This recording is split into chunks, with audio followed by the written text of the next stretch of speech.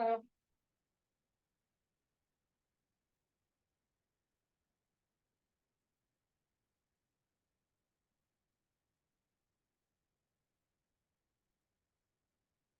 Margaret.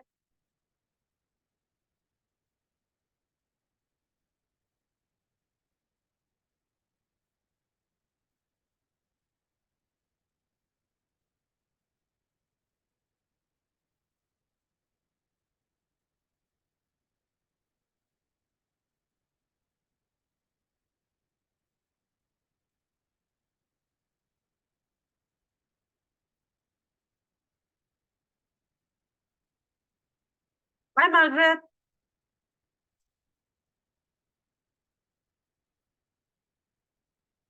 Hi, Prasad. Hello. Good morning to you. Good morning. आप लोगों का तो आफ्टरनून क्या इवनिंग हो गया अब तो। हाँ, गुड हमारे यहाँ तो यार फोर। इवनिंग हो गया। हाय, प्रदीप।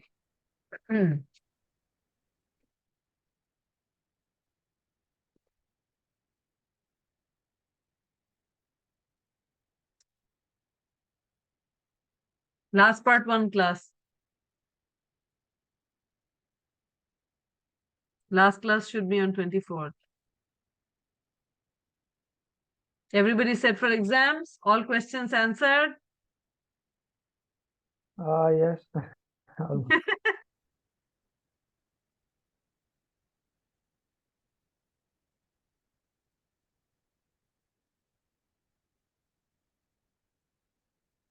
आज के सेशन में क्वेश्चन भी पूछ सकते हैं because we have covered whole 5 modules and this is the last module. इस मॉड्यूल को हम दो हिस्से में करेंगे, 6.1, 6.2, and then we are pretty much sorted.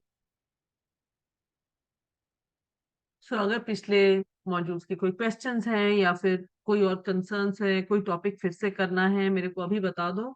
I will change the timing और I will kind of what should I say move around things a little bit ताकि हम उसके लिए थोड़ा टाइम निकाल सकें।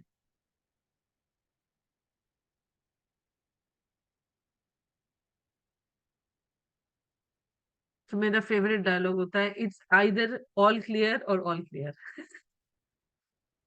कुछ नहीं समझ आया और गया, दैट्स ऑल्सो ऑल क्लियर। या फिर सब समझ आ गया, all clear. Either way it's all clear. No, it's not like that. But when you start studying, then there will be more questions. I am sure. नहीं, बट देन अगर मैं सच बताऊं आपको, I will tell you the trick. The trick is you you listen to the recording first. ठीक है। 80% आपको पढ़ना ही नहीं पड़ेगा बुक में, क्योंकि आप रिकॉर्डिंग सुन के आप समझ चुके होगे। And then reading it becomes easy. अगर आप ऑपोजिट वे जाओ, जैसे जब हैरी पॉटर की बुक्स आई थी, I am a big Harry Potter fan, तो मैं हैरी पॉटर की किताबें देखने गई थी, तो आई वाज हाईली क्रिटिकल और मुझे काफी सारी चीजें नहीं समझ आई थी, just because of the fact that मैंने किताब को टीवी में देख वो मूवी में देखने की कोशिश करी। That was my reference point. So आप कनेक्शन करने की कोशिश करते हो, आप कंफ्यूज हो जाते हो। Instead if you begin with the recording and then you read the book, एक तो आपको टाइम कम लगेगा, जल्दी जल्दी ब्राउज थ्रू कर पाओगे। क्लास में आपको बताया जा रहा है ये चीज इंपॉर्टेंट है, ये चीज इतनी इंपॉर्टेंट नहीं है, तो आप उन एरियाज को, मैं नहीं बोल रही हूँ स्किप करो, बट देन आप स्किम थ्रू कर सकते हो instead of and you will able to go through the entire course material much faster. और आप सीधे जाके सेल्फ असेसमेंट क्वेश्चन देख सकते हो फॉर योर रिकॉल। सो आपको जो प्रिपरेशन टाइम है एग्जाम के लिए बहुत कम लगेगा। याद रखना, exam is not about mugging things and producing the उल्टी नहीं करनी। एग्जाम में आपको अपने पॉइंट ऑफ व्यू से केस स्टडीज के रिस्पॉन्स लिखने, 20 नंबर हैं आप लोगों के, दो दो 20, 20, 40 नंबर इन केस स्टडीज। आप लोग केस स्टडीज ही आएंगे, उसमें there is a huge scoring opportunity. मैंने इतने दिन से जो देखा है, लोग वहां पे बहुत नंबर लूज करते हैं। पता है क्या करते हैं? They go and they write things, theoretical things in case study because they don't understand the case study. They have not spent enough time understanding the subject. They have spent more time mugging up the subject, क्योंकि उन्हें पता है कि वो जो subjective questions हैं उसमें 40 mark है, उसको रट के उल्टी कर देंगे तो पास होने के लिए एग्जाम ले रहे हो या फिर सच में कुछ सीखने के लिए। दोनों अप्रोचेस सही है। हमें, हम लोग कॉर्पोरेट्स हैं, हमें पता है हमारी लाइफ की प्रायोरिटी क्या है। कुछ लोग ठप्पा के लिए कर रहे हैं, कुछ लोग सच में समझने के लिए कर रहे हैं। अगर आप सच में समझना चाहते हो और चाहते हो कि इसका कुछ वैल्यू हो लाइफ में, I would say read the course material first, listen to the recording, read the course material, and try and attempt the case studies, because that is the true wealth. That is your true wealth of application of the process. And याद रखना, जब आप answer लिखोगे answer sheet में, it doesn't have to match the book. It doesn't have to be line by line. It has to be the concept properly articulated. Doesn't have to be copy paste और रखा. ठीक है, क्योंकि case studies में जब मैं देखती हूँ लोगों ने थियोरेटिकल कॉन्सेप्ट दिए हैं, because I want to be lenient, I give some marks but I do not give 100%, क्योंकि आपने उसमें एप्लीकेशन नहीं किया. अगर आप एप्लीकेशन में एटलीस्ट कोशिश भी करते हो, एफर्ट है, हम नहीं बोल रहे कि 100% आंसर होता है सही केस स्टडी का. ये बात भी याद रखो. केस स्टडी प्रसाद की अलग होगी, मार्गरेट की अलग होगी, भूपिंदर की अलग होगी, प्रदीप की अलग होगी. इनफैक्ट आप कॉन्सेप्ट भी अलग यूज कर सकते हैं, but as long as you are showing a logical thought process, we are okay. What we want to teach in this course is how you apply the theoretical concepts into real life. तो वो आपका true wealth. ठीक है, so I'm open for questions. I know couple of people had messaged me on my India phone. Sorry, मैं उसको हमेशा देखती नहीं, मैं उसको mainly OTP वगैरह के लिए यूज करती हूँ. If something major happens, I am at the risk of getting a lot of messages. I'm leaving my number here. So अगर कुछ अर्जेंट हो कि पता करना है, एग्जाम आ गया है टीना, इसको क्लियर नहीं है, if you want to do a quick conversation with me, you can. कहाँ गया चैट का ऑप्शन पर? Where do I put a message? Right hand side, ये रहा chat. I am putting my number here.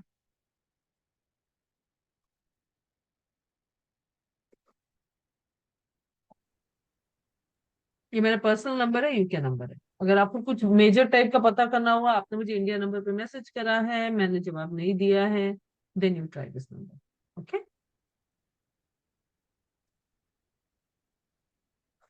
you guys got it? Yes, no, maybe? Yes, ma'am, got it. Sorry, am I audible? Because I was Yes, not you able are. to. Yes, you are. Yes, you are. Right. Ma'am, just one small doubt. I mean, not really a doubt. I just want to understand because so far we have not been given with the recording of the last classes. I understand last week we didn't have classes. We didn't have a No, class, no, but we the did. week before. We did. Last week हुआ था. I'm sorry. So हाँ. last week it happened. I just want to understand, is the recording being sent to Gurvinder on time? And because so far he's not sent the recording. And the thing is, some weeks we are busy and we couldn't attend classes, and then when we could attend, then we couldn't listen to the previous classes, and sometimes there's a link between the previous class and the next class. So I'm just curious if So, the recording has been shared. wait. Let me see. क्योंकि गुरविंदर का काम है आप लोगों को भेजना, because generally this gets recorded in the cloud. Just give me 1 second. Let me see if I can access it. Margaret, are you are you on Telegram or something? Are you on Telegram? I do have the app, but I'm not really using much, but I can access it. See, Telegram का beauty है कि उसमें 3-3 घंटे तक की recording चली जाती है. ठीक है. So, Okay. just for benefit, मैं कोशिश कर रही हूँ यहाँ पे, if I can see the Zoom. Wait 1 second. Zoom profile. Oops, I can't open it till the time the meeting is open. I think वो अच्छा allow नहीं करता. एक मिनट, पहले मैं एक presentation तो खत्म कर दूँ, पहले ये चल रहा है. Let me see if I can access it. Here. अच्छा, I don't think I can access it while the meeting is going on. But once the meeting is over, I think I should be able to see the recordings, because they're all being recorded on the cloud, which means that if I have logged in, I can see the recording. So what are the classes you haven't gotten recordings for? Tell me. Last two classes, ma'am. Last two classes, which is, let's see, you haven't gotten the recordings for 10th and 10th December and I believe 20, 26th 26, November. क्योंकि third को शायद छुट्टी थी, है ना? Third को छुट्टी. Correct, correct. So 26th and 10th. Let me dig it out. And Margaret, just send a hi to me on Telegram. Okay? I will know Sure. it's you. Okay, I'll do that, ma'am. Thank And you. I will download it and send it to you guys. And can you take the responsibility of circulating it? Yes, I can do that. Yeah. I will also give you the. आपको study material मिला है? Last Yes, दो class we have. We study have material this. मिला है, module मिला है, मगर recording नहीं मिला है. ठीक है, ठीक. Yes. तो इससे पहले Oh, how yeah, I'm did sorry. You mean, sorry, ma'am. You mean the the PPT? Modules the PPT? हाँ, नहीं मिला. No, that is not shared as So well. I will send last two classes. Previous ones you've got, or that you haven't got that as well? Yes. Previous Previous ones. ones he shared it with us. Yeah. So last two classes, recording, additional material, and module, I will send to you on Telegram. If it is available on cloud, अगर cloud से हट गया है तो मामला अलग है. Cloud पे है तो I will send it to you. Okay? All right. Thank you so much, ma'am. No problem. Just send a hi to me on Telegram. Actually, I'll do that. Gurvinder had shared an Excel with the links to the courses. Yes, but that Excel is not updated, Prasad. I think it has recording until for the before 10th 26. December. The Until last before recording is 26. available, I think. I have not Available? checked. I just checked it yesterday until the 26th, until the session before 26 was shared. After that, it's not yet updated. Oh, okay. No, it is 26. That is a last one. But if you see the one row above that, that is the last session, session 8 of digital transformation, 10th December. अच्छा है डाला हुआ? You sure Prasad is there? Because the link Yes, that I got is not actually, yes. updated. If you can see on the mobile. Blur हटाओ प्रसाद, आप अपना video effect में blur हटाओ. आपने शायद जूम में ब्लर डाला हुआ है. Yes, ब्लर हटाओ. Otherwise, Prasad, if you have it, you can share that updated list with us maybe in the group so we can all take it from there. it is actually I shared on have the yeah, it is actually shared by Gurvinder in our official group. the latest one, is it? Yes. Okay, no worries. I'll connect with you separately on this. ठीक है. Ma'am, you may proceed Okay. with the class. Yeah. Cool. Sure, no problem. All right. So I think I've given enough time for everybody to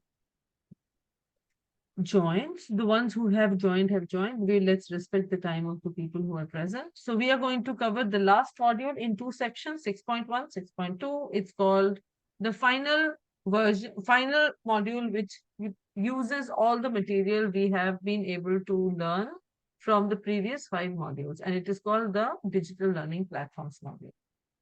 All the learning we've been having in the last 5 modules has been building up for this, because eventually what is the aim? The aim is to be able to use all that knowledge to identify what kind of learning platforms we can use as learning experts in our jobs. Okay. So now let's move into it. So what will we learn here today?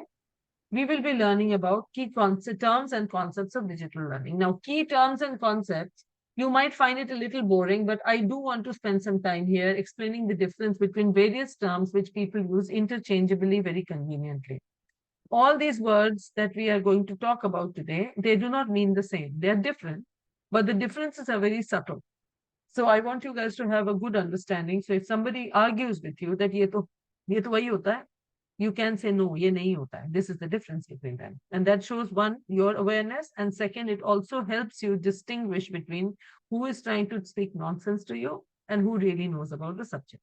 Okay. Then we are talking about digital learning platforms, the evolution, benefits, types, features, parameters, software and services related to digital learning platforms.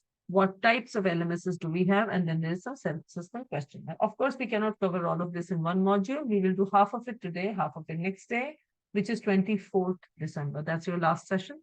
Key terms and concepts of digital learning platforms, evolution, benefits, and types is what we will cover today.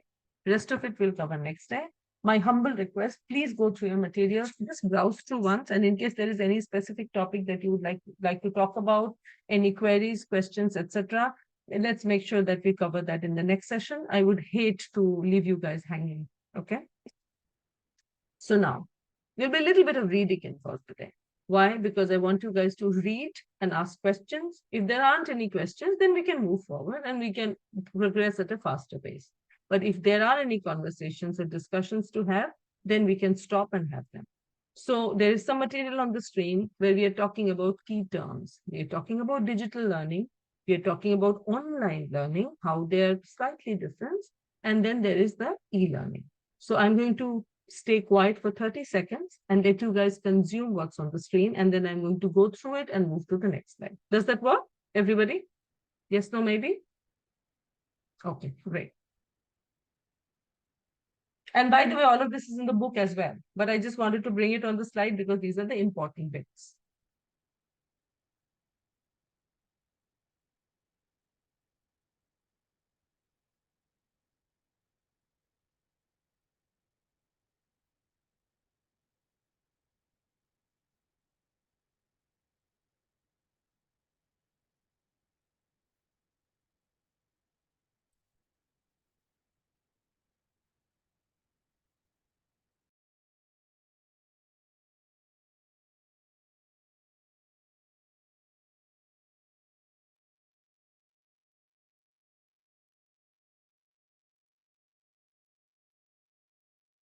All right. So when we talk about digital learning, it is the broadest term. So if you remember in schools, we did supersets and subsets. Do they still teach it in school? Supersets and subsets when we do Venn diagrams? Everybody forgotten? Oh, ma'am, forgot. So, so superset is the one that contains everything. Think of it like the universe. And the universe has the solar system and there are other galaxies. So think of the digital learning as the broadest term, which is the universe of learning. Okay? It means that any type of learning that includes digital technology comes into digital learning. Okay, it's very broad. Any higher education course always has some form of digital learning. Let's go to the next step. Online learning is a subset of the digital learning. So the larger bucket is this, the smaller sub bucket is online learning. This is again broad, but then narrower than digital learning. What does that mean? It means that the coursework will be done through internet. Okay, through forums, documents, email, chat. It doesn't imply there is no face-to-face interaction. It includes ongoing coursework, etc. For example, what we are doing right now can be called online learning, but it is not technically completely online learning because you do have facilitated interaction. You have live interaction. Generally, online learning is like typical one of those courses where you pretty much do everything online, all interactions are online, etc. There might be a face-to-face, but most of the time it is called online because there isn't any face-to-face interaction. Neither is there any um, time-bound, a module completion, etc. It is at your own pace, and that's why it's called online learning.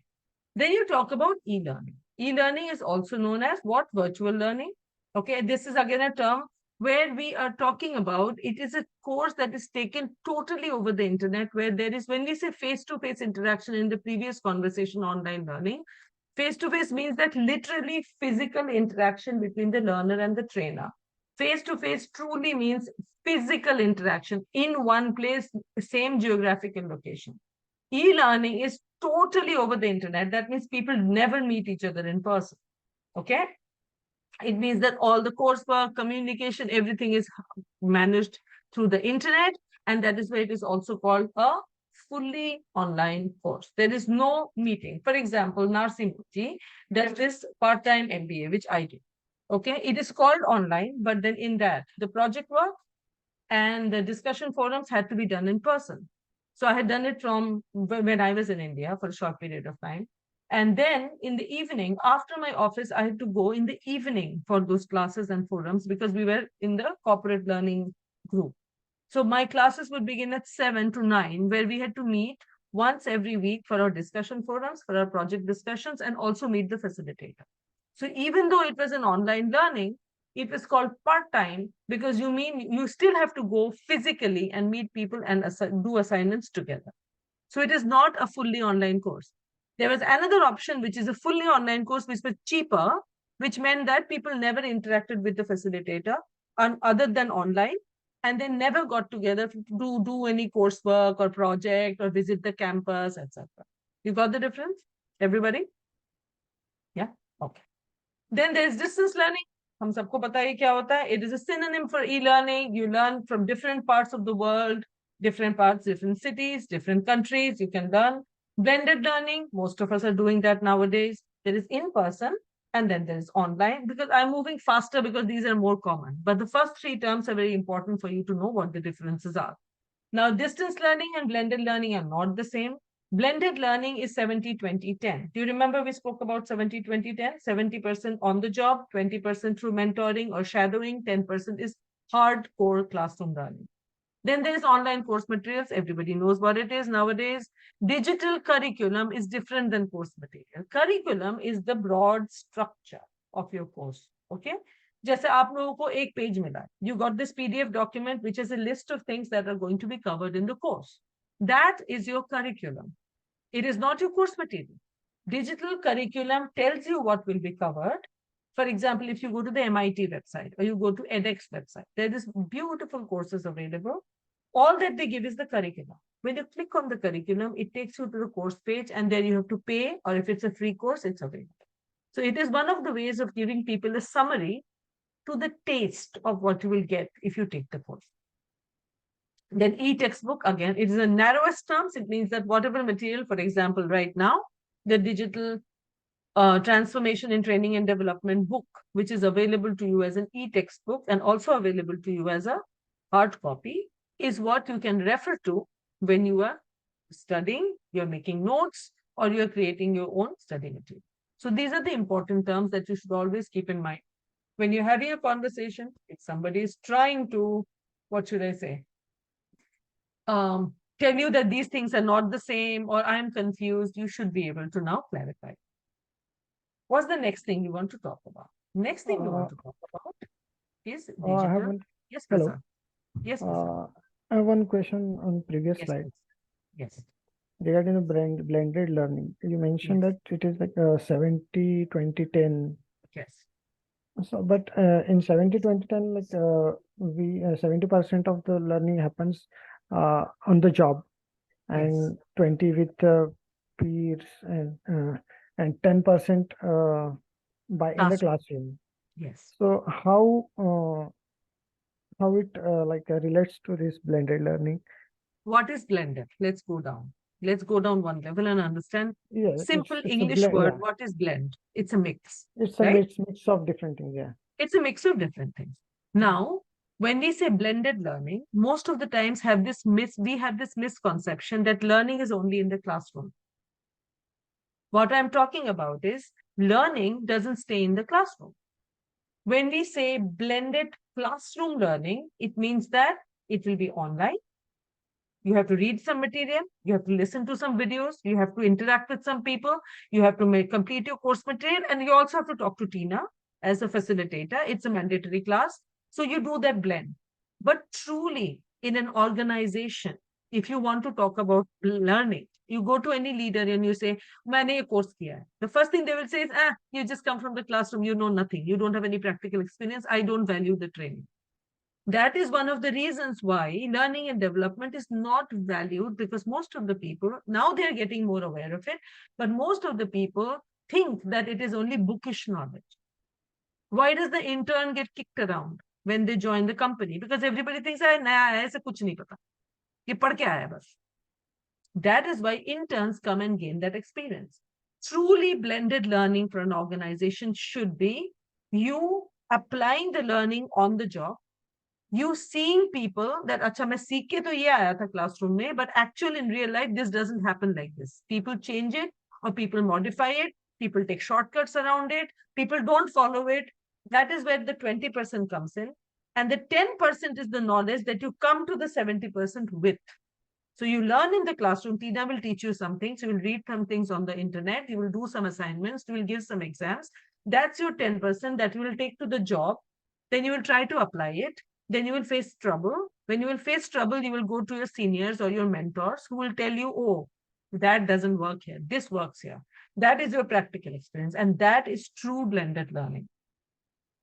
But if you talk in isolation only for learning and development, which happens in the 10%, blended can be there as well, which means that it's classroom and other things. So you get the broader picture. This is the business definition of blended learning, corporate definition of blended learning, and then there's the classroom definition of blended learning. Yes, Clear? got it. Thank you. Thank you so much. Okay, let's go back. Share. Here you go. And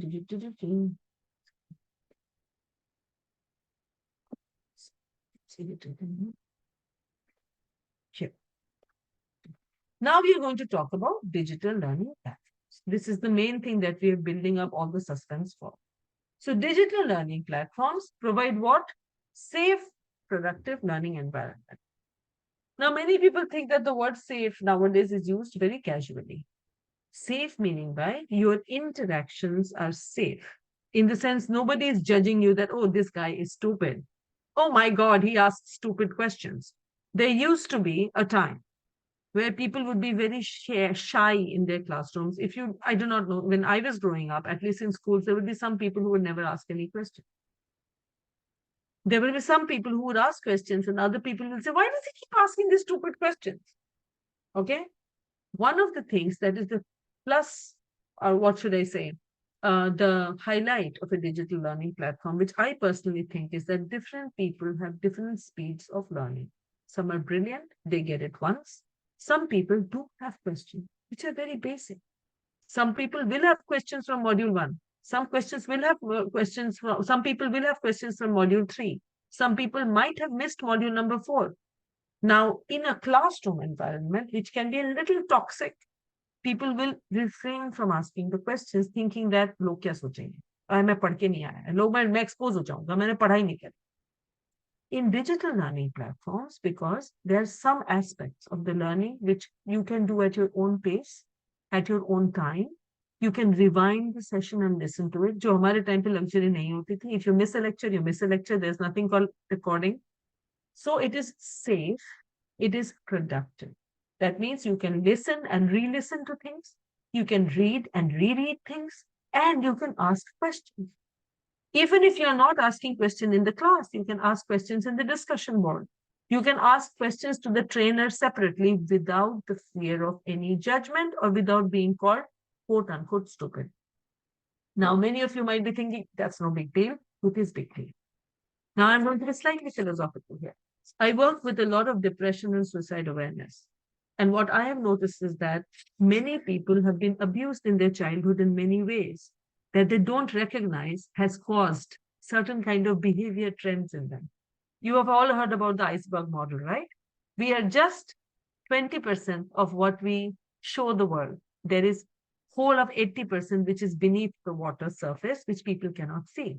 It's culture, learning, how you've been brought up, and learning what kind of teachers you had, what kind of friends you had, what kind of interactions you have, how you have learned.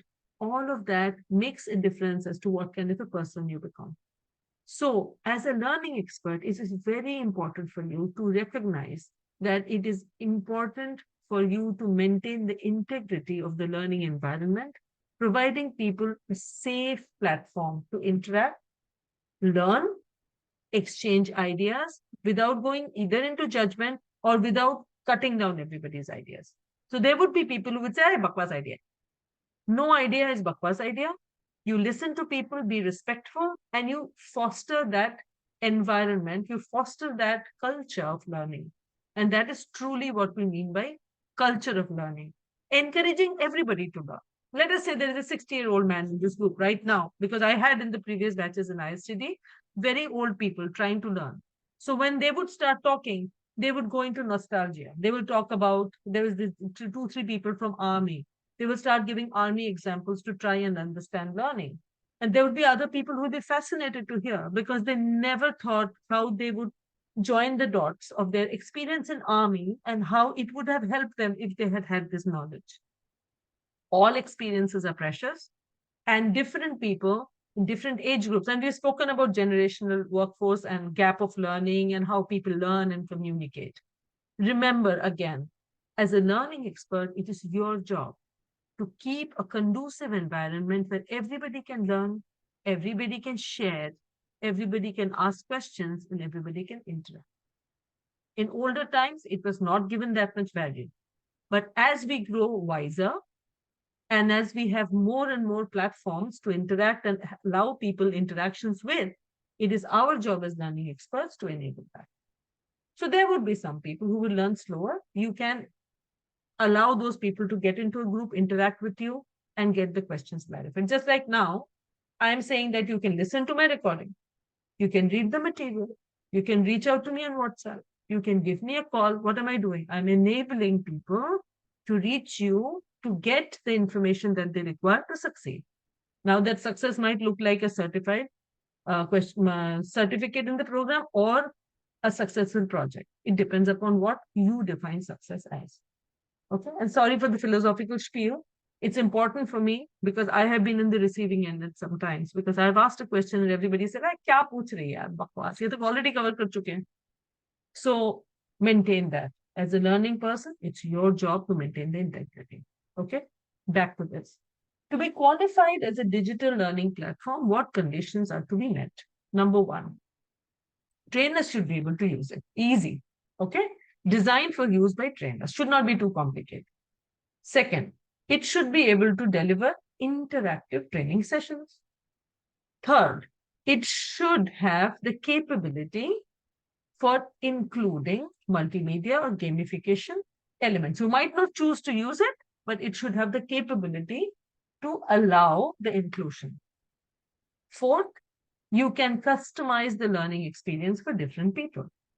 Fifth, it should be able to give you analytics, in terms of performance and progress reports. These are some names of the 10 learning platforms which are doing quite well in India. Feel free to add more. You might not have seen them. You might want to explore them. I will give you some additional learning material. They're very, very successful. I don't think there's Byju's here because I think the list that I had seen earlier is outdated, but Byju's definitely is one of the platforms that should be included here. Okay. And remember, these examples I have given from academia. There are other examples also readily available. Like I say, this course is one of them which keeps evolving very fast and keeps changing and new things keep getting added. So this list might be outdated. Feel free to add your own. Okay.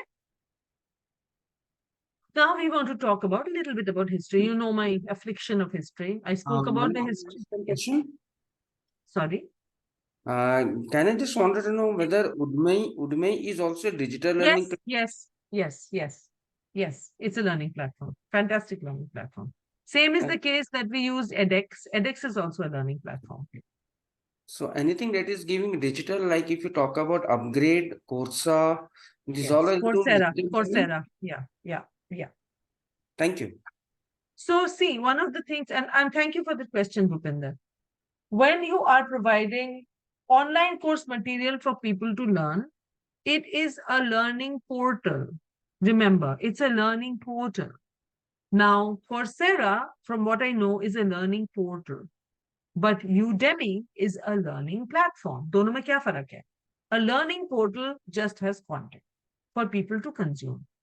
Magar, when you go into a learning platform, it qualifies by giving you all these options, which Coursera does not. Coursera allows trainers to upload content and for people to receive the content. It also provides some options of interactive training sessions, etc. But unless and until you are a business user of Coursera or the administrative team of Coursera, performance and progress reports are not available.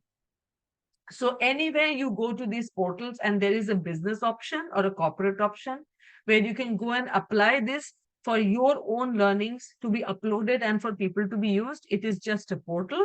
Otherwise, it's a platform. Like in Udemy, let me give you an example. In our company, Udemy has given us the license to create our own learning paths, upload our own learning material on their platform, and it is available for our own employees. So it is acting as a learning platform. But for the rest of the people, it is just a learning portal because they cannot see our content. Does that make sense? Yes, ma'am. So, ma'am, just to clarify, the LMS that is usually used by many corporates, will that be a platform or a portal Yes, in that case? that is a learning platform. A learning management system is a learning platform. It also manages the learning of people and it gives many more facilities. So we'll reach there, but then to answer your short answer to the question is yes, an LMS is a learning platform. Okay. And we will get to the point where, and that is where you know my affliction about history, it is going to be helpful. You will get an idea how the different kind of words eventually converged into a learning platform. So if you see from the left to the right, we will move as to how learning platforms have evolved from being very programmatic, very organizational, structured kind, whereas it's now moved to individualized, personalized, and bite-sized. Again, going back to childhood, there used to be one class that's happening. You understand good, you don't understand, we don't care. Read it again, just deal with it. It used to be structured, it used to be programmed. That is what the book is, NCERT or CBSE, whatever you were reading. And this is the teacher, this is the material, this is the homework, this is the exam, that's it. You get nothing else. If you want to read additional books at your own expense, at your own time. There was nothing called individualized learning. There was nothing called bite-sized learning, nothing. Unless and until you had a fabulous teacher. I had a fabulous physics teacher. He used to do what we do today at that age. But then not everybody was fortunate. So from there, how did we move? We moved from there, and then I'm just taking school as an example. That's an education system problem. But even in corporates, that's what it used to be. If you see BHEL, if you see large Indian corporations, even PSUs, they used to send their employees for this training. They would go there, they would have a good time, they would learn. Some of them would learn, some of them would not learn, but then that's what it was. There were no individualized, bite-sized, customized trainings. Nobody thought about it. Nobody recognized the need of it. Obviously, the need was there, but nobody recognized it. They said, ऐसे ही होती है training, ऐसे ही करेंगे. इतने साल से हो रही है, ऐसे ही करेंगे. That moved to e-learning because people recognize that not everybody learns at the same pace. And sometimes people want to go back and re-listen, which is not always available in case of these structured trainings. Excuse me. And then we moved into blended training because people started saying, oh, सीख के तो आया है, काम तो कर हो नहीं रहा इससे. So we keep sending the same person for training again and again. And the person comes back, still not learned it, still not learned Ma'am, it, so in still not case, learned it.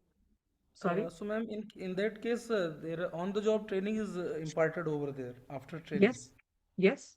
In that case, blended learning, and this is what Prasad's question also was, blended learning, the high point of blended learning is that the recognition of the need that whatever you learn has to also be applied on the job, number one. Number two, it cannot only be analog, it has to be digital. So it's a combination of analog learning and digital learning. Analog True, is ma'am. typical classroom learning, and digital learning is giving people PDFs, giving them videos to read, giving them recordings of the session so that people can blend their learning. True. And you see 3 quickly morphs into 4, which becomes informal 70-20-10 learning. But before this, 70-20-10 came in the blended learning. The recognition of the fact कि बस ये class में खड़े होके पढ़ाने से नहीं हो रही बात, या फिर सिर्फ ऑनलाइन कोर्स पकड़ाने से नहीं हो रही बात. It has to be a combination of both. It is like my recording coming to you separately and some online course coming to you separately, and you not being able to ask any questions. So you just learn by yourself. IGNU के course जैसे होते हैं, इग्नू के course जैसे होते हैं online. अब करते रहो अपने आप, समझ आ रहा है, अच्छी बात है, नहीं आ रहा है, राम भरोसे. So the whole idea is that when you move the blended learning into 70-20-10, not only are you giving the people the opportunity to apply the learning on the job, you also know what works for you, what doesn't work for you, what you didn't understand, and what you need to rework on. Because the outcome of 70-20-10 most of the times are progress reports, how much time you spent on what topic, and the ability to give live feedback to the training team saying that, you know what, you taught this in the classroom, but this is not how things are getting done here. The SOP is not updated. The SOP is different. Your training is different. This needs to change. So it also opens the doors for continuous feedback. And if you relate to the topic we spoke about earlier, it also enables continuous learning. Do you remember module number 5 or 3, I think, module number 3? We spoke about continuous learning. What is that? Continuous learning is about how you keep learning throughout the organization and how the learning also evolves with the needs of people. How it recognizes the need, when is upskilling required, when is de-skilling required, when is reskilling required. And that's why I said chapter number 6 is a culmination of all the knowledge you have gathered over the last 5 modules. From point number 4, we move to talent development. How is it different from 70-20-10? We spoke about these glorious things about people applying their learning on the job, how they are getting better on the job, because we are giving them the opportunity to use the knowledge on the job. You are truly developing talent for people for larger jobs, for promotions, for expanded roles, for regional expansions or geographical expansions. You are truly curating talent for larger good of the world. Be it the world, be it the country, whichever it is. So informal training, which 70-20-10, the moment it came in, people recognized that this can be a direct feed into developing talent. One of the times where you might want to take a pause and see, in mid-80s, especially in our country, there would be people who will be promoted in organizations based on tenure. If you spend some time in an organization or spend a tenure in an organization, does not always mean that you know how to do the job best. It's just that you've been doing the same job for a long period of time, and we are assuming that you become an expert in it. Does not mean that if I give you a different job, you will be brilliant at it. You might fail.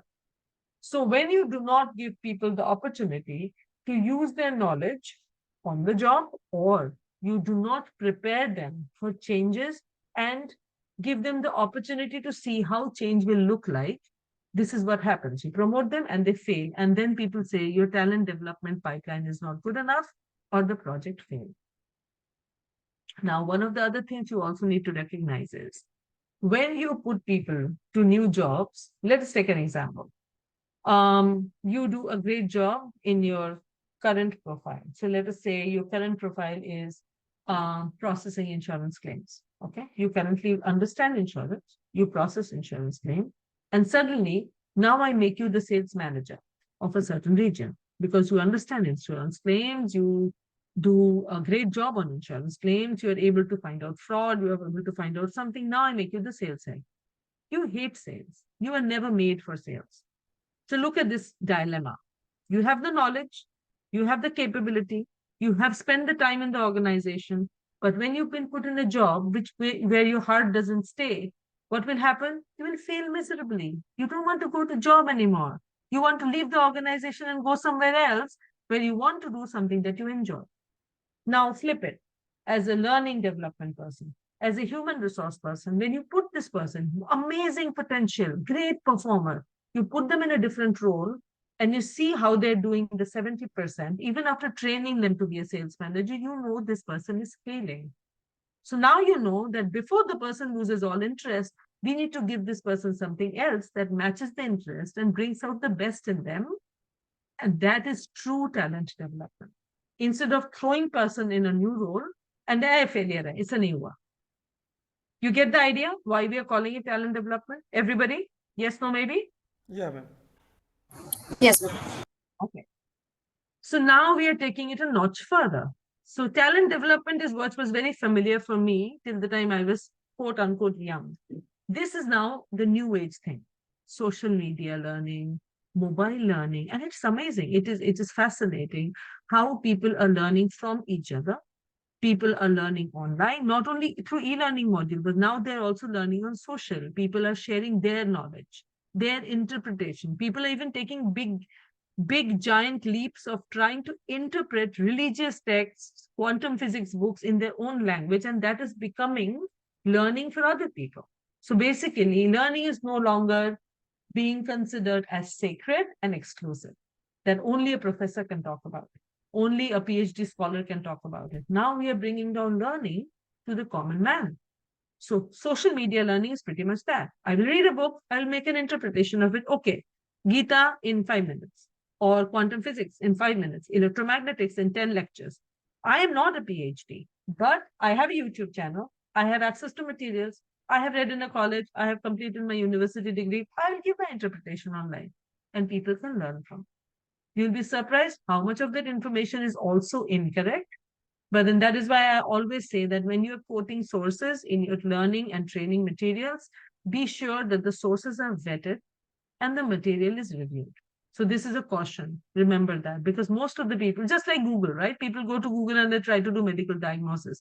It is not necessarily always true. But yes, it's also ease of accessibility of knowledge, information, data. So you have to be very clear and very vigilant about what material you're sharing for people to read and study, because the sources may not be vetted. So it is your job as a learning expert to do the research and vet your sources that you're quoting in your learning material. Then there's learning analytics, which has Ma'am, been, yes. as I'm in technical part, like I'm technical part as I'm working in a pharmaceutical industry. So Okay. this sixth point is not working actually for the operations or R&D type of things. Yes. So Yeah, so you can this ignore is it. It's yeah. not relevant for everybody. It is not relevant for everybody. Okay, ma'am. You can. So like for example, let me take another example where um what should I say?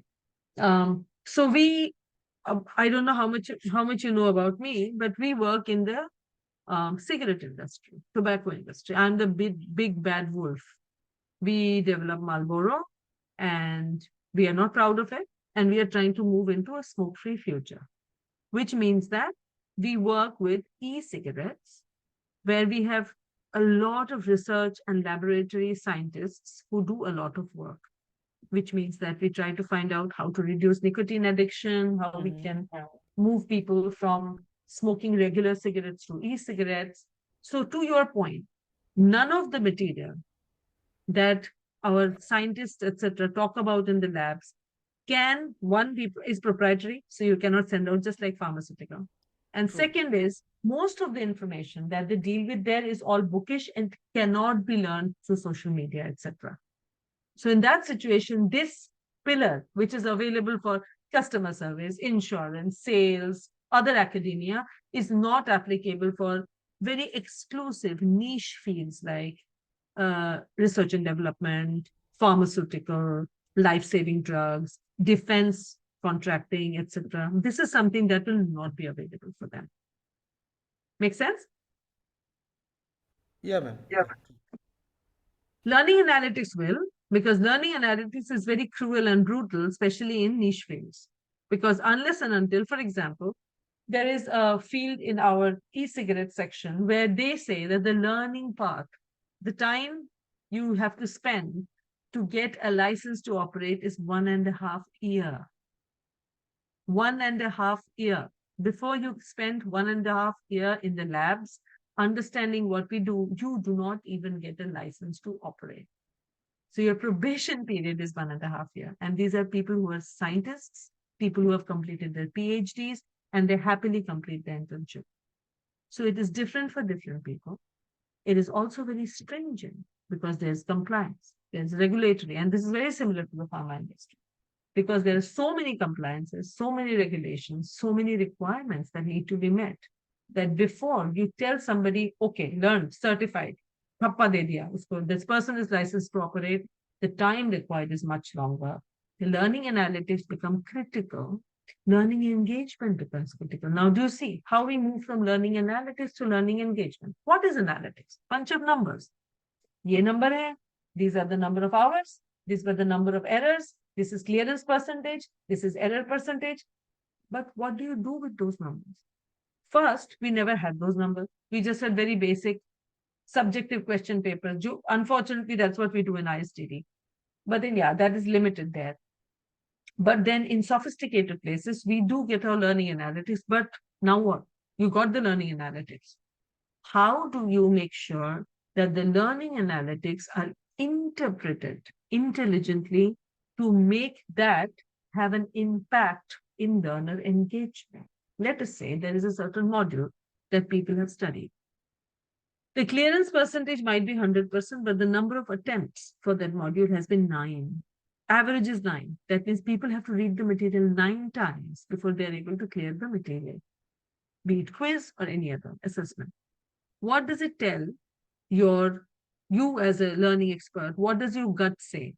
When you read that material, either it is too big, too complicated, too heavy, or too non-understandable, quote unquote.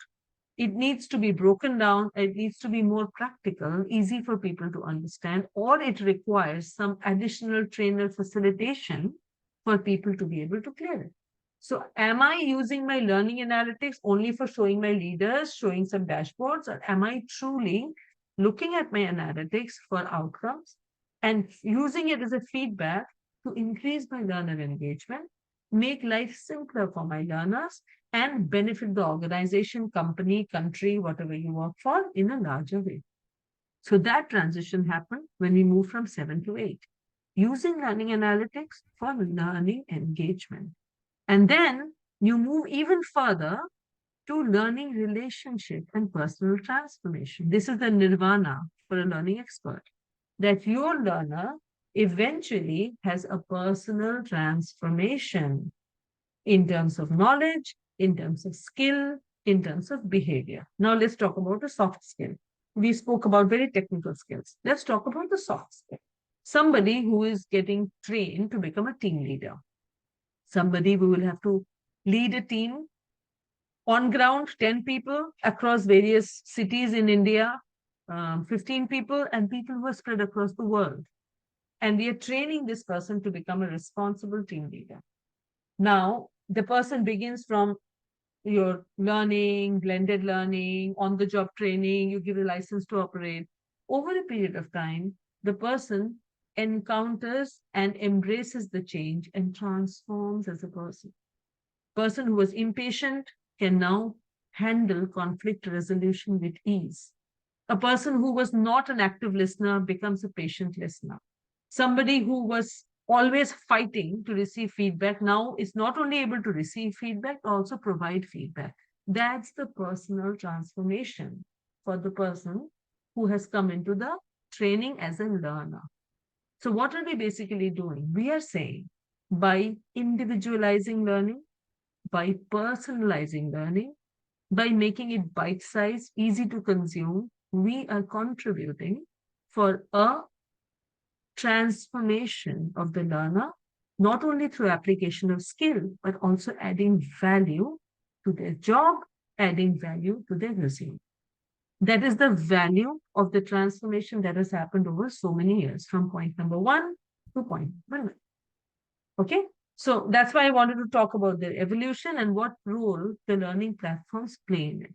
Because all of this would not have been possible unless the learning platforms would have transformed to allow us this kind of flexibility for us to bring in this transformation. Questions, doubts, clarifications before I move to the next slide? Ma'am, for learning analytics, as you say, Yes, we have a yes, course like ISO courses there. There is a yes, certification course for yes, auditor, for auditee, yes, for doer. So that is the big, huge slides over there. So yes, what we conducted, as you suggested, we conducted, it's a 10, 10 part actually. yes, yes. Part wise they are qualified. Hmm. If they are unable to pass the course within 3 time, the Hmm. people is gone through by the classroom training or physical training. We Hmm. are provided such type of analytics over there. So we are Fantastic. qualified that person who have experience more than 10 year in industry. Yes. Yes. So that's a beautiful example of how you utilize learning analytics for not only learning engagement, but also higher outcome in terms of training clearance. And thank you for sharing that example. It's wonderful. Anyone Thank else? you, ma'am. You're welcome. Ma'am, just a small doubt on that stage number 2. So you had mentioned stage 1, it is the traditional way of teaching, right? Where Classroom. people Yeah. go to the Yeah. classroom, attend, and whether they learn, not learn, that's none of the concern of the Yes. organizer, Yes. right? Now you said we move to the next stage, which is e-learning delivery. In this stage, is the trainer facilitator also into play, or No, just no. online delivery? So this is what we did in X2. And like I said, this is evolution over the years. If you see in the initial time when people just discovered the internet and everybody was like, oh, wow, you can learn online. Most of the people said, this is the solution to everything. Just give people things to learn online. So you would have to do this irritating courses without any help, because now people have thought, oh, we can just get rid of all trainers and everything can be online and we do not need trainers anymore. We all went through that crisis. I do not know how many of you remember. Suddenly training was becoming obsolete and people said, we will not require trainers anymore, etc., etc. So in both cases, the apathy or the lack of understanding what really learning is very, very wide. In first stage, it was like the trainer knows everything. The trainer is going to facilitate in the classroom and certified. Pasand aaya, achhi baat hai, nahi pasand aaya, fail kar diya. E-learning became the computer takes over your life. So if the computer clears you, good. If it doesn't, then you are stuck. In both cases, the understanding, the relationship with the learner's requirement was very low. In one, we depended totally on the trainer. In one, we depended totally on the computer. And that is where stage 3 brought both of them together, saying that only one will not work. It has to be complemented. Each of the elements, be it online or being offline, both of them have to be complemented. And then we move to stage number 4, that complementation along with practical application of skill. And that is when everything came together. Does it make sense? Yes, yes. That part is clear now. Now, this fifth stage, which you said talent development. Now, Yes. I got your point when you said that earlier it was more of just getting results, and then we moved into a stage where we try to retain talent or develop the talent. Yeah. So that example that you gave, where you said that people who've been on the system for a long time and getting promoted, assuming that they know things, and that obviously now it's no longer valid because people go by the performance and then they get promoted. Exactly. So, can you throw some more light? I think I'm a little bit confused as to how do we develop the talent there? Because once we're done with the informal 70-20-10 learning, people are, very thorough or very clear about the concept, and now they are applying, they are doing the job well. Yeah. How do we develop the talent? Is it talking about doing like some kind of additional development plans, like, for example, leadership, all This those is a soft skills very aspects? This is a very, very big topic. And I will try and be as precise as possible because this is opening the Pandora's box. It has a reference to talent development okay, let's bring it down. What is truly talent development? Talent development is about preparing the pipeline for the future. You agree? For the future, correct. Which means that there will be people at critical senior positions, which is very critical for the organizations. There are Right. people who will be replacing people who are in the business as usual positions. कि उनके जाने से इतना फर्क नहीं पड़ेगा मगर बंदा तो चाहिए. There's still somebody has Yes. to do the job. And then there are people who will be in junior positions, who will keep coming, new things will keep happening, you will have to staff people. That talent development also has to happen. So talent development is truly, if I had to summarize, which is hierarchy agnostic, is building the pipeline for the future. So how do you build it? For the junior most people, you upskill them. You Right. upskill them, you put them on continuous learning, and they keep learning new things. So let's take software development. You get a HTML programmer, then you try teaching them Python, Java, all the new things, and they keep progressing line by line. It's like a linear progression, and people are learning, and the talent is developing, which is all right. This is skill, upskilling. And then we talk about middle management. Middle management, if not prepared, if not given exposure to, if not groomed, if not trained, can never be able to replace the senior man. Now, the senior Correct. most of the time have non-tangible knowledge. Why? Because they worked in a factory, they have a certain experience, they have life stories, which the middle management can never have. This is called non-tangible knowledge. But for somebody to replace somebody senior, the talent development efforts have to be strategized. So when you're talking about senior development, senior management team, concepts like leadership development, soft skills, behaviors, etc., come into play. How do you Okay. develop? You do not say that Tina has been a senior manager for 11 years, let's promote her. Even if she's performing great, you are setting her up for failure. Why? Because she was performing the job as a senior manager. Her span was 400 people. Now you expect her to lead 40,000 people. First of all, have you tested her leadership development in that situation? Second, have you checked whether she even wants to do it? Number third, what is her agreeability? How many people like her to be able to succeed in that role? What are her family dynamics? Will she be able to travel to a different city to do that or a different country to do that? For that, when you see talent development, you take a step back and you say, what skills does she need to learn? So you put her on the 70-20-10 way before that role. So that role can happen in 3 years. You begin developing her 3 years before, send her to these trainings, make her do psychometric tests to know her mind. Talk to her to find out what her aspirations is. Talk to her about, before investing so much money, Is she going to stay? Is she a retention risk or Right. not? First, you find that Correct. out. And then you start investing by sending her into these classroom trainings where she gets to learn.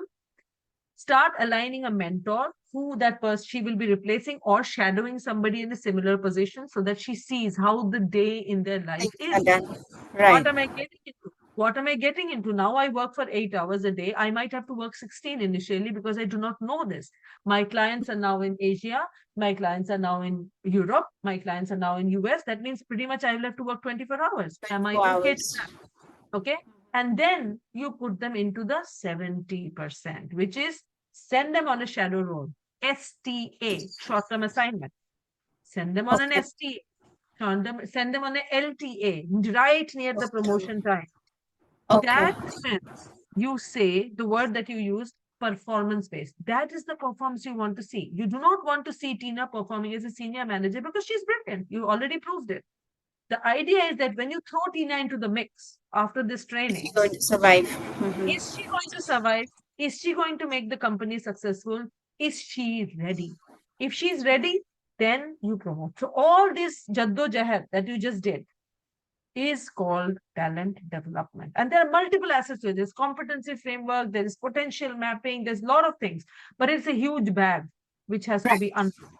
But as a learning expert, this is your dharma. This is your job to identify, to train, to give exposure 70, 20, 10, and then set the person up for success. So that's the talent Understood. development cycle. Understood, ma'am. Thank you so much. You're welcome. Any other questions? Ma'am, just one doubt is there.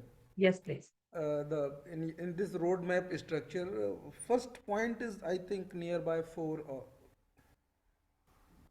certification part. Yeah, it used to be done long time back. I think the 1980s. That is the time when people used to depend solely on it. Okay. Because in operational there is a certification required after on the Of, job training.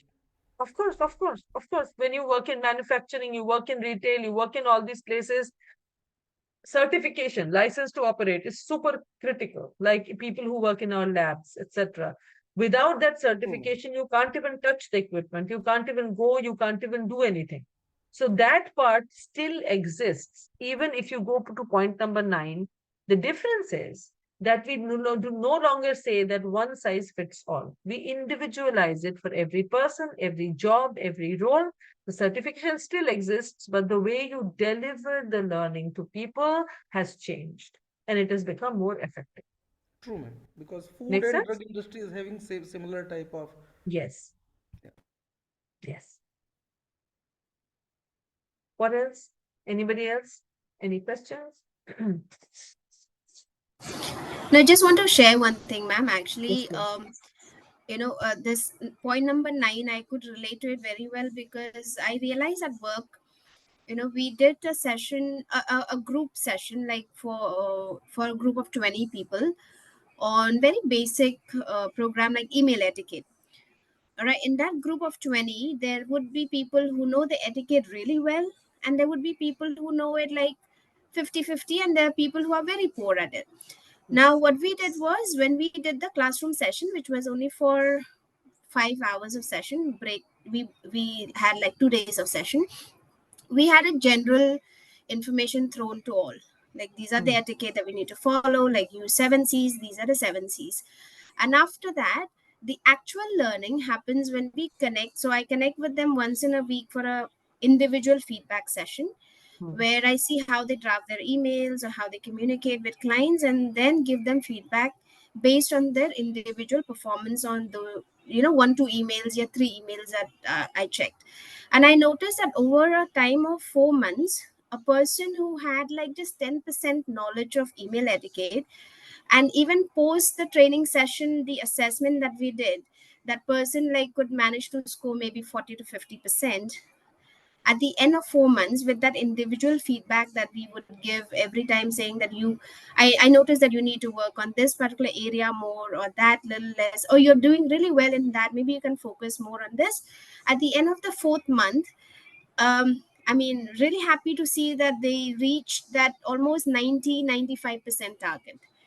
So I think this individualized training really Learning helps. really, really works. And the other thing that you might want to consider, and it is not ideal, you might not be able to do it at every time, but then do remember when we are talking about our strategy roadmap, we spoke about audience analysis.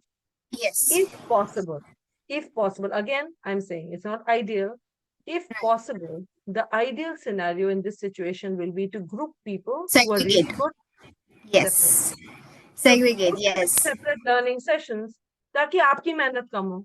You only know the Ah, ones on whom you have to work hard. But then that, like I said, it's not always possible. Most of the time, right. people, everybody is available at this time. Time नहीं है. Exactly. इसी time कर लो. Exactly. So you will have to do it. Exactly. But That then, is the whole reason. yeah, Otherwise, it's not segregating them based on their performances like is the best way to go ahead. Would have saved a always. lot of time. Yeah. It would save a lot of time, but not always people have the bandwidth. Operation has its challenges.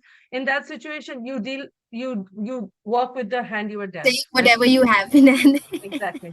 But True. good job done. And that's exactly the application of what you are learning on the job, on the classroom here, on your job. So great. All right. Now let's look at, and this is not rocket science, this is very basic, but it's important for all of you to see and here I would recommend kindly read the book where we talk about the benefits of digital learning platforms. I am only covering the broad topics here because this is self-explanatory. You can also articulate in your own words. You can use your own examples for this. But just to browse through this, what are we talking about here? Benefits of digital learning platforms. Number one, highly engaging multimedia learning experience, not just reading papers and papers and papers, pages and pages and pages of information, or just looking through PowerPoints and PowerPoints and PowerPoints. You're using multiple ways of giving information to people. Customized and personalized learning. Margaret just shared an example. Then there's tracking and reporting trainee progress, which we spoke about, analytics being put to use, like the example Pradeep shared about how you make sure that the people who are experienced, who have to go through again and again, break up your training material into 10 separate parts, track your progress separately before somebody gets certified. That's the real application on the job. And then there's simplified training administration. This is a dream, okay? If you remember older times, if you've been a trainer for a long time, I've been in human resources for a long time, training has always been my passion. We used to manually enroll people into trainings, manually track training status, attendance status, room, booking, recording. The administration takes 70% of your time. The learning then is just, so is 30% joy, 70% of misery. But when you have an effective learning platform, it will still take time, but you can flip the equation. It will become 70% of true learning experience and 30% of administration because the software is taking care of many things. What is it taking care of? It's scheduling the classes, it's tracking attendance, it's checking people out, it's generating certificates, it's creating your reports. It is also putting the entire calendar for the entire year in place where people can go and enroll themselves. So your activities regarding typical paperwork, typing and scanning answer sheets, scanning question papers, manually creating question banks, all of that reduces drastically. It doesn't go down to zero till the time you want to give complete control to AI. It doesn't go down to zero, but then it reduces significantly. Okay. Then In here this we are going case, to talk about, in yes, this case, we are reviewing that thing. Is PPT working or not? If it is not working, we need to go through video modules, yes, yes, and yes, the certification parts is not like the in last question after course. What we implemented after, if any important thing is there, then only their evaluation is there or certification exactly, like that. exactly. Otherwise, you don't need to. Otherwise, you simply do a quiz or a fun exercise and you can just move forward. Because in manual system, what happened after 360 pages training, the people is getting 100 questions. So how they are going to solve? Because we are Oh human my being, God. not a computer. So yes, the question is remain same, but they are Yeah, coming after the sessions. yes. So if you look at your textbook, you will have self-assessment questions in every chapter end. So that is kind of a lovely Yeah, yeah, recap of definitely. what happens in your chapter so that you don't forget it. So when you're going to the next chapter, you remember what has happened as compared to all the questions appearing at the end. अरे school में हमने ऐसे ही तो पढ़ाई करी है, half yearly होता था True. एंड वो सारा भूल जाते थे ईयर एंड तक. But then, yeah, thankfully things have changed now. We are using Cornerstone as our training Yes, platform. So yes. yes, there is a facility to upload PPT or You can. And then you video also or can yeah, integrate interactive PPTs nowadays true. in Cornerstone. It's a very, Yeah. very nice tool. I've used it when we were in General Electric. We used Cornerstone and then we moved to SuccessFactors. Yeah, ma'am. Even US FDA is also using same the platform. I Hmm. interacted with FDA auditor. They are saying yes, we are also using the same. Okay. FDA is a So easy to complicated field. explain to learning activity and everything to them. It is very easy. Yeah. It is very helpful. And also for learner, it is very easy to learn because it's not very complicated. So as a Yeah. trainer, you're not learning too much. You just know the basics and you can run with it. And you can focus on mainly providing the knowledge that is relevant for the learner. Let's review the type of digital learning platforms. What are the two kinds of digital learning platforms? The major two categories are called ready-to-use content and trainer-created content. And then there's adaptive capability and non-adaptive capability. This is how you distinguish a learning platform. So either it has ready-to-use content or it provides you the option to have trainer-created content. And then there is adaptive capability, or there are platforms which are non-adaptive capable. What are these? Let's talk about it. There's a lot of text on the screen. You can read it at your own pace, but I'm going to try and make it very simple. Three kinds of platforms where we can compare content availability. Platforms that provide ready-to-use content that the trainers can start using immediately. There are many, many, many of them available today. Platforms that allow trainer-created content from scratch, which allows you to create modules right from an empty slide. Then there are platforms that offer flexibility to trainers to pick and choose from ready-made content, customize it, change it, or create it from scratch. This is like full service, complete flexibility. Okay. This is how there are different kind of platforms. Based, obviously, there is no prize in guessing.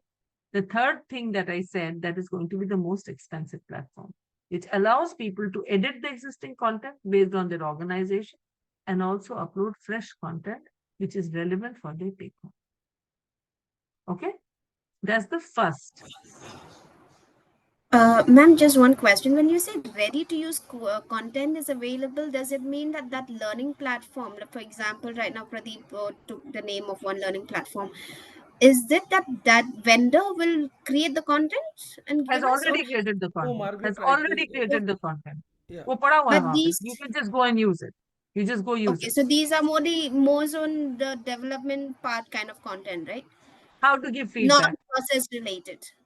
Typical how to give feedback, how to public speaking, okay, Okay. or project management, basics of project management, basics of what should I say, yeah, project management is a very good example. There's a lot of ready-made modules available for project management. Let us say basics of Six Sigma training. Okay, this is ready-made material. Somebody has created, they have put it up there. It's available on MOOC, right? A free, massive online content, which is available for free. People have created modules from them. They've uploaded it. These that come with the training platforms, the good news is they're vetted, they're usable, and they have accurate information. So basically, you go learn a platform and they throw in some freebies. You can call them as freebies. So you go straight away, you can send it to your people. Udemy is a good example. There are a lot of courses there, a lot of information there that people can start learning immediately. So if you're a small organization and you want people to start learning immediately and you haven't hired a trainer yet, or your trainer doesn't have all the information yet, or they do not have the tools to create content, or they don't even require, they just need basic training. In, for example, sales training, etc., they can do with the basics. In that case, pick that platform.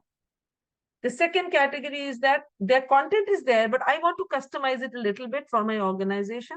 So I take it, I customize it, or I say ये तो मेरे को चलेगा ही नहीं, मुझे अपना content बनाना है. So I have my own modules with the organization. They tell me that अगर आपने इसको इस file format में save किया, I will be able to start using it immediately. So I change the format, I do a little bit of change, I upload it. Now my material is ready to use.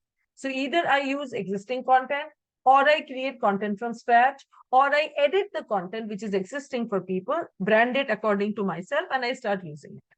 So all of this flexibility, the final package obviously is the most expensive one. The one that only says कि ये हमारा content है, तुम बस ये use कर सकते हो और कुछ नहीं use कर सकते. That is the most limited one. And the one which is in the middle that allows you to create your own content, but it doesn't allow you to edit existing content. That's the second category, right? कि हमारा module ऐसा है, you have to use it as it is, or you can create your own module. The third one is full service, where you can edit the existing modules and made it, customize it for yourself, or you can create your own modules as per your own requirement. Okay. Based on this, the costs increase for every learning platform. So that is the category is called ready-to-use content versus trainer-created content. Now the next category, adaptive. Sorry, or- ma'am. Yeah. Just one thing. Did you say Udemy is a platform that offers such? Yes, it does. Yes, it It does. does. Okay, I'll explore more. Because on in that. our Thank you. company, we are creating our own learning paths. We are uploading our own learning material. We are using our own learning branding. And we are also using their material and customizing it for our own internal audience. Of course, it will be hosted in our cloud, as Right. in the cloud that we have bought. There's a cloud which we have bought so that nobody else can use it, but it is not private cloud. So when I will talk about private cloud in our next session, there's a difference between cloud, which is public, cloud that you buy, and then this which is shared, and then there's cloud which is completely protected, like in pharma industry, defense industry, nobody can access it. It's my own area, my own server. Okay, so we'll talk about that later. Right now, we Madam, also want Madam, if I'm not wrong, Percipio is one of the platform which the vendor gives each and every information that we use it. yes, Ready to use content, yes, Percipio. yes, it does. Because at present Good. we are having that for 21 days. Yes, you can pick it up, but then check with the vendor what is the cost of the license. Very expensive. We have taken the license for I think for 3 years for with Very good. Percipio. Very good. Persipio is a good platform. Yes. The most successful one most companies are moving to is success factors. The reason is आपकी learning को आप integrate कर सकते हैं with human resources. So the reason why many organizations are now moving to SAP, which is very, very expensive, is because then your learning data and tracking all can be sent into your individual development plan, which is basically the feedback mechanism as to what the person needs to develop in an organization. But then Persipio is a great platform to use. Part of I've used. SAP, na, ma'am? No, Sorry. Factor is a part of SAP. Yes, it is. yes. Actually, we are also using success Operating factor the now. data everywhere. Sorry. Sorry. Pradeep ji, you may please continue. I thought success factor is only for the payment, the salary slip, and all of that. I mean, right now my organization factors- has Actually, the success factor having multiple modules. Multiple modules. Yeah. Yes. Success Yes, factor is we- payroll module, learning and development module, employee self-service module. It has various modules. Right. So in We your are case, also you are using. only using the payroll module. payroll one, yeah, because that's what they've been using. And I asked my director if we can get the learning, the LMS part of it. He You said can it's buy it. not You there. can buy it. You can You buy can buy it. separately. Okay, And got it. just to add, madam, we in our organization we are using success factor. We are using articulate. Now also we are trying for adapt capability. Hmm. So we are doing all those things now. So the beauty of success factor is आप articulate में जो भी बनाएंगे, because हाँ of ji. its capability and versatility, it can be uploaded in your success factor. So it's a great choice. Yes. Yes. Because the beauty of the, and we will talk about it in our next module when we do 6.2 as to what are the learning management platforms or learning management systems that allow you versatility of movement of content. That means आपने एक software में content बनाया and you can use it in various platforms. The more adaptable these platforms are, the more expensive it is. So there are some, for example, there is a learning platform that we use in our organization. It's called Fuse, F-U-S-E, Fuse. It is very low end, which means that most of the things you ask, ये हो सकता है? No, ये नहीं हो सकता, ये नहीं हो सकता, ऐसे नहीं हो सकता, वैसे नहीं हो सकता, ये नहीं कर सकते, वो नहीं कर सकते. There's too much limitation. We are sticking with it because we have a license of 10 years. So we bought it long time back. We are stuck with it. So that is why we are working with it. But as compared to that, SCORM files and everything else that we develop in Articulate, etc., we are able to directly upload into success factors because it has higher adaptability. Now, when I use the word adaptability, it doesn't really mean the adaptability that's on the screen. Adaptability means that it is customizable, and it is more versatile. On the screen, what you say as adaptable and non-adaptable is very different, and it's very easy to understand. And you can read the text whenever you want. Basically, adaptable ka matlab ye hai that you go into a course and somebody asks you for a pre-course survey. So it can be asked like, let us see how much you know. Let's see pre-read or a quiz or anything. So basically what we are doing is artificial intelligence is asking you some questions about the topic beforehand. Now, by doing it, it is judging how much you know and what course material you need to begin with as compared to beginning from basics. So let us take a very funny example. Let's take a cooking example. Okay. So you go and I ask you, do you know how to boil water? Do you know how to make tea? You know how to boil an egg, etc., etc., etc. Now I know that this person knows the basics of the kitchen, knows the utensils, knows everything, and this person can be sent straight away to chapter number 3 to begin. This is called adaptive capability.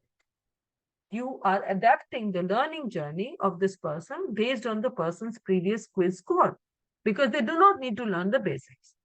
As compared to somebody who is very basic, we will begin them from chapter number 1 instead of chapter number 3. So the person who begins at chapter number 3 will finish earlier, whereas the person who begins at chapter number 1 will take more time. Also, highly advanced learning checks how quickly you are moving through the material and skips various topics because you are answering the questions. They keep asking questions. Did you understand this? Yes. Do you know about this? Yes. The more you keep saying yes, it keeps going faster. That is called adaptive capability of the learning platform. Like Margaret was saying, it's highly individualized, highly customized, and the learner will be very happy because there's no information that's useless, repetitive, or boring. Now, a non-adaptive platform can also do the same thing. It will be less expensive. In a non-adaptive platform, you get to know if you do a pre-quiz, you might still have a pre-quiz. You will get to know when Tina began, what she knew, and when she finished, how has that improved. But it will still send everybody through the same learning material sequentially. A trainer can recommend that, Tina, you can skip this chapter because I've seen your pre-score. You can skip some of the things that are not relevant for you. But the non-adaptive platform will not adapt to your learning style. You still have to click, click, click, click, click. The information might be useful, but not for you because you already know about it. But somebody who is basic will benefit from it. So that's a non-adaptive platform. Ma'am, It in has a same lower case, level of AI as compared to somebody's other platform, which is a higher level of AI. Sorry, Pradeep, go ahead. ma'am, in same case, we have screen time actually. Yes, Yeah, screen time is there. If someone is skipping, then one acknowledgement is there. Yes, I yes, I know everything about this content. So yes. you trainer need to acknowledge over there. The trainer needs to acknowledge over it, No, and no, also training trainee need to needs to acknowledge. acknowledge over it. And at the end, when you run the test, और बंदे का 0 डब्बा गोल आया तो आप उसको वापस शुरू में भेज सकते हैं. Yes, That वो means by that you default said वो yes, but you three time don't really option is know. there. Yes, yes. So see, that is where you are using and experiencing AI in real life. Do you see this? AI is actually providing, so the AI can be the devil, it can be your friend. This is where you are making AI your friend. कि ठीक है, some बंदे ने सोचा कि मैं बहुत smart हूँ, मैं सब में yes yes करके आगे बढ़ जाता हूँ. But the end, when you get the test, you will not be qualified because you will not be able to answer the questions because you are running at a certain speed. So the AI adjusts to your learning, and your final test question is very difficult because we are assuming you know everything. So you will not be able to qualify. Then you will be sent back to the beginning Ma'am, and you will even have though to do second this. time, ma'am, second time next option is disable actually. So you cannot able to make next. You need to read it. So it's like a school teacher, right? अब पहली बार fail हुआ, दूसरी बार ढंग से पढ़ के आओ. But that is, and thank you for sharing that. That is actually a real application of an adaptive capability and non-adaptive. समझ आ गया सबको? Adaptive, non-adaptive समझ आ गया? It's very simple. You can see it most of the places nowadays people want to do adaptive, but there are traditional organizations where people still are very, what should I say, conservative about using because it does cost money. The truth is, it is expensive. using these tools, and also sometimes customizing them. So Pradeep is talking about it because you guys have been using it for some time. You know how to customize it. But there are some organizations where people have not still learned how to customize it. For them, it's too much. बहुत ज़्यादा हो जाएगा, हमसे नहीं हो पाएगा. हम तो सबको same ही training करा देते हैं. In that case, it will be non-adaptive. You still get to have a learning platform, and people can still experience the learning material, and you can, based on feedback, change it. But the cost will be significantly lower as compared to an AI. So AI ka benefit, there are pros and cons. The biggest one is the cost, but the benefit is that it's highly adaptable. But then when you are again here, think of it as a learning expert. Value for money. How customized, how niche is my industry where I really have to have customized learning? इसके बिना काम चलेगा? मेरे बंदे क्या परेशान हो जाएंगे? Customized learning के बिना क्या बहुत ही ज्यादा नुकसान होगा? If the answer is no, then go for a non-adaptive platform. But if you have the budget, you have the money, you have the requirement, and your requirement is super niche, then you go for an adaptive. All right, wonderful. We have ended just 2 minutes before time. So I will let you guys go. Have a wonderful rest of the Sunday. It seems that the recording issue is resolved, so you will get the recording, etc. Just connect among each other. Yeah. Right, ma'am. Actually, while Prasad said that, I checked the link. So it seems I had the old link. Yes, the new one had all the recordings. So we received the recordings. Excellent. Excellent. I just wanted to add, ma'am. I mean, had we completed this session before we had to submit the assignment, we could have added a lot of new points in the assignment. And trust me, I think I don't know who is going to correct the assignment, but by reading what I have written personally, they'll be like, "What have you written? These are just basic things." But today we learned a lot. We could have used it in that assignment, which could have been really helpful. Yeah. That's why when you guys said, "Yeah, kya baat kar rahe ho yaar? Module 6 ka question डाल दिया assessment में," people would not have covered it by that time. Exactly. I mean, we just wrote whatever we understood, and by reading a little bit from the book, that's okay. it was It's an assignment. not. All right. You can cover up in the exam. Don't worry. Hopefully. All right. Have a wonderful rest of the Sunday. I will meet you for the last time on 24th. Please try and get your questions, doubts, clarifications, and we will finish off in the next session. Okay? Have fun. Enjoy your holidays. It's December. I'll see you next time. Thank you, ma'am. Wish you the same. Bye. Thank You're you. welcome. Bye.